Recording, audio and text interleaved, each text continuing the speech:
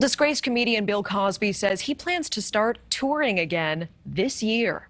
Cosby was convicted back in 2018 of sexual assault and spent 3 years in prison. In 2021, the Pennsylvania Supreme Court overturned his conviction. His tour announcement came just weeks after 5 women filed a sexual assault civil suit against the 85-year-old. The latest case against Cosby came as a result of the newly enacted New York's Adult Survivors Act.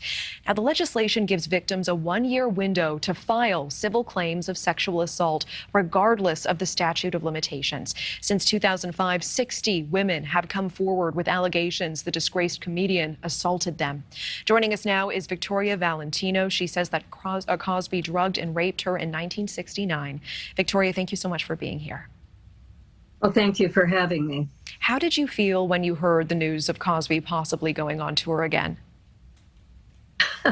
Well, after I stopped laughing, we came to the conclusion that he was fairly delusional.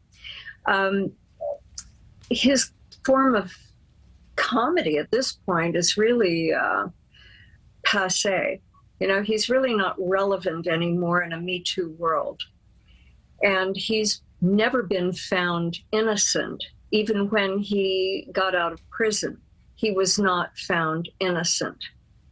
He was, it was a glitch with the former DA, Bruce Castor, who said that he verbally promised him that if he told the truth about drugging and raping women, that he wouldn't prosecute. And so he did tell the truth, and he did say that he had drugged and kidnapped and raped women. And we heard his voice in court saying exactly that. But because of the hearing, the appeal hearing, they seemed to feel that there just wasn't a pattern. They were protesting the 5 prior bad act witnesses, my sister's survivors, all of whom I know to be truthful. I know to be suffering from PTSD as a result and having their careers derailed as mine was.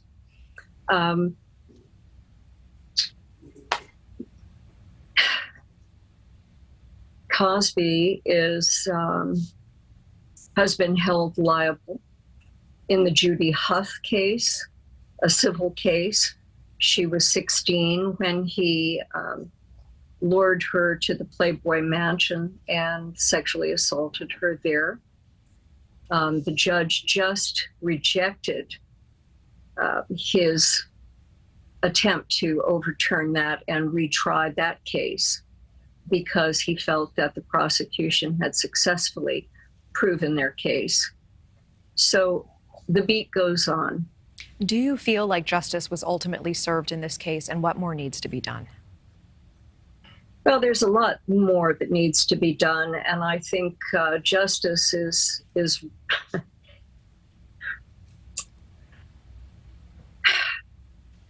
justice is a moot point, really, because you can't take back what was stolen from you as a survivor. It's not like your car was stolen and you get it back. It was your career, it was your innocence, it was your the sovereignty of your own body. That's what was stolen, and you can't ever get that back. So there is no justice. And he didn't serve out even his minimum term, which was 3 years, because of the appeal hearing overturning the case. His entire testimony was stricken from the records. He's no longer registered as a violent sexual predator, which is what he had been accused of and found guilty of. Our testimonies, my sister's survivors' testimonies, I didn't testify, but I made victim statements. Everything that we had ever said legally in any kind of documentation was eradicated, erased.